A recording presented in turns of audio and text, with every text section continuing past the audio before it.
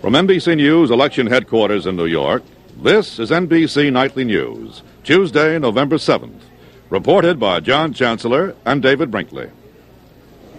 And good evening to you all as we begin our coverage of the 1972 election. David Brinkley and the rest of our team are here to cover the returns in contest for 435 seats in the House of Representatives, 33 in the Senate, and 18 governorships, and, of course, the presidency. So let's begin with a look at the popular votes recorded so far for the presidency.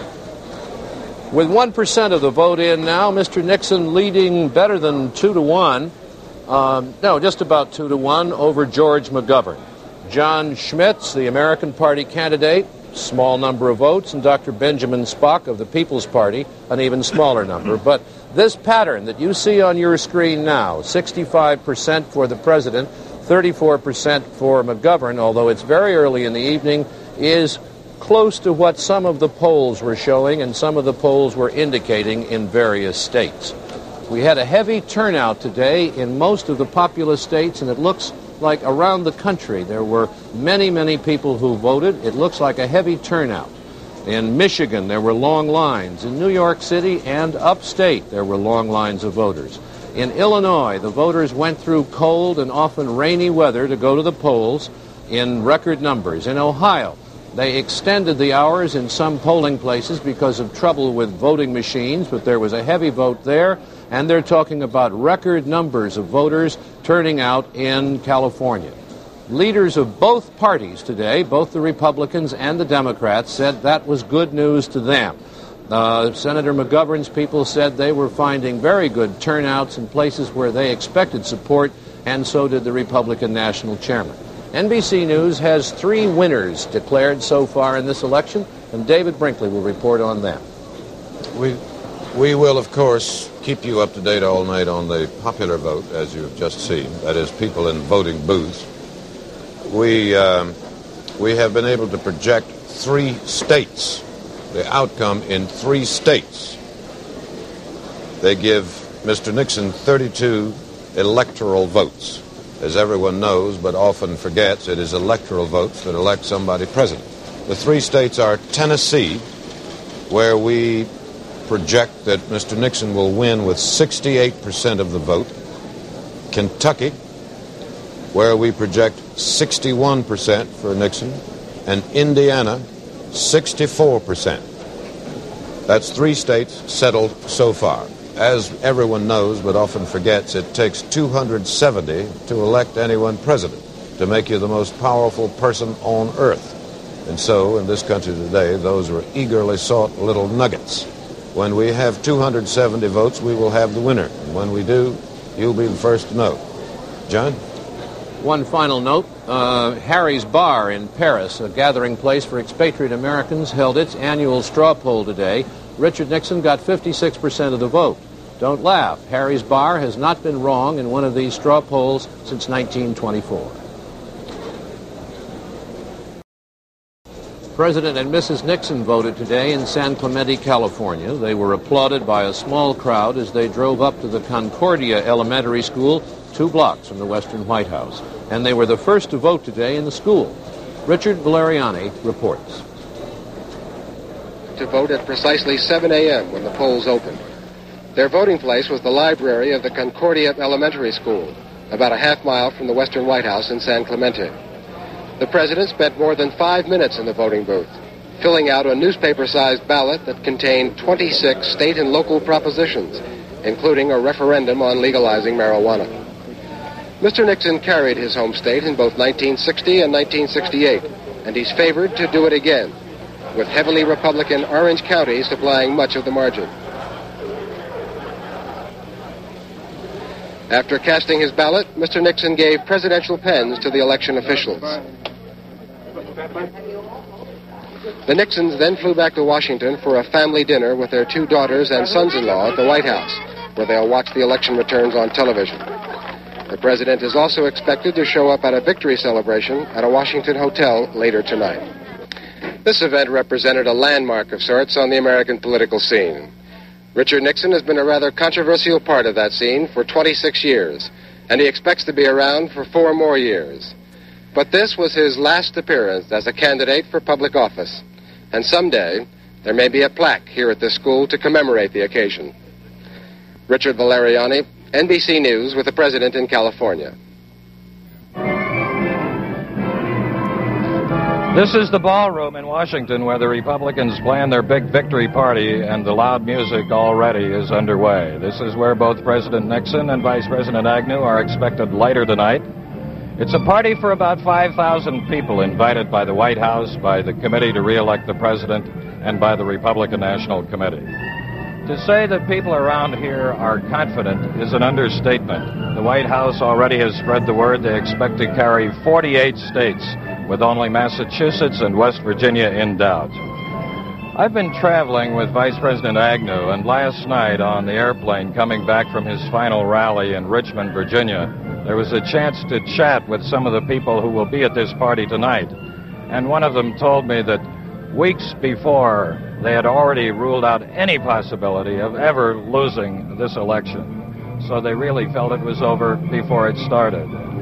This is Tom Pettit, NBC News at Republican headquarters in Washington. For George McGovern, the long campaign for the presidency ended this morning when he and Mrs. McGovern voted in the basement of a church in his hometown in South Dakota. John Dancy has a report. Senator McGovern voted today in the Congregational Church in his hometown of Mitchell, South Dakota. McGovern flew home to South Dakota early this morning after one last exhausting day of campaigning that took him all the way across the country, from New York to California. We wanted to bring Good to be. You're so good to be here. Appreciate it. Yes, you never change. It's good to see you. With him as he voted this morning, as she has been throughout most of the campaign, was his wife, Ellen. McGovern voted a straight Democratic ticket, said he thought he'd made a wise choice. He spent part of the day talking to students at his alma mater, Dakota Wesleyan University, before returning to Sioux Falls to watch the results come in. This is where 22 months of campaigning will end for George McGovern, underneath this rainbow in the Municipal Coliseum in Sioux Falls, South Dakota. It's here that later this evening McGovern will come to make either his victory or concession statement. At this point, most people are speculating it will be a concession statement because the McGovern campaign, by its own admission, is in real trouble. Throughout the campaign, the McGovern forces have concentrated their efforts in a dozen or so states and more or less conceded the rest of the country to the Republicans. Here's their assessment of how they're doing in those dozen states or so.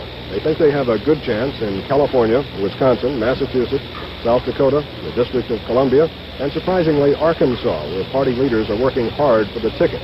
They list as questionable big states like Illinois, Michigan, Ohio, and Texas, and they say they have some real problems in New York and Pennsylvania. So it's not too hopeful a picture. 4 of the must-win states are now listed as questionable, and 2 of them are doubtful. But whatever the outcome, McGovern feels he has run a good race, he's done everything possible to win, and now tonight he waits to see if it was enough. John Dancy, NBC News, at McGovern headquarters in Sioux Falls, South Dakota.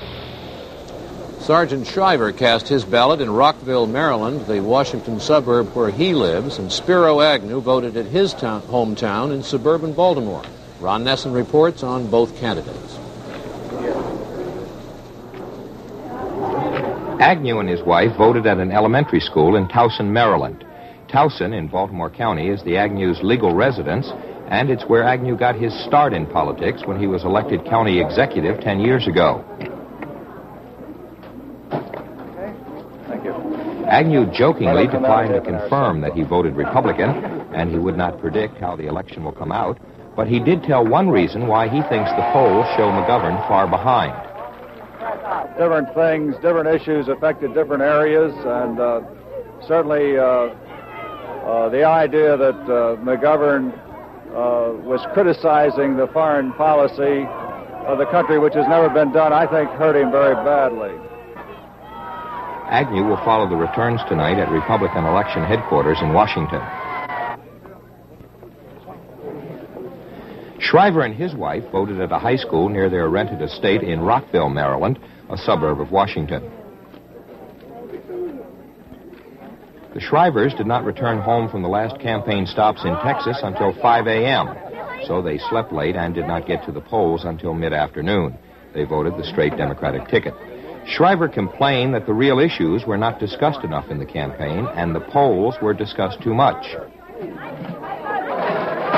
I'd like to continue to discuss the issues, because I don't think the issues really ever got discussed enough. Never really did. Why was that? It seems to me that I spent more time talking about whether the polls were right or wrong than whether unemployment was up or down, or whether it could go lower, or whether war and peace was handled right. Nearly all the time it was a question of the polls. Shriver will make his concession or victory statement at Democratic election headquarters in Washington. Ron Nesson, NBC News, Rockville, Maryland. Senator McGovern said today that the Columbia Broadcasting System may not broadcast from his election night headquarters in Sioux Falls, South Dakota. Technicians at CBS have been on strike there for 4 days. Earlier, the network said it would confine its on-the-spot coverage to the two major presidential candidates, but now McGovern has said, as far as he's concerned, the answer is no. It will be hours before all the polls everywhere are closed, but some more of the votes are in, and we'll have a look at them in just a moment.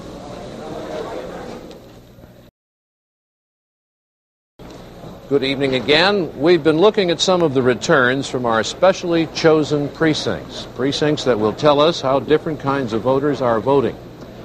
It is now clear that Richard Nixon is the winner of this election. If what we have learned so far from the votes already cast continues to happen as the polls close across the country, the president will be reelected in a landslide. That's what our trend now indicates. The president reelected by a landslide.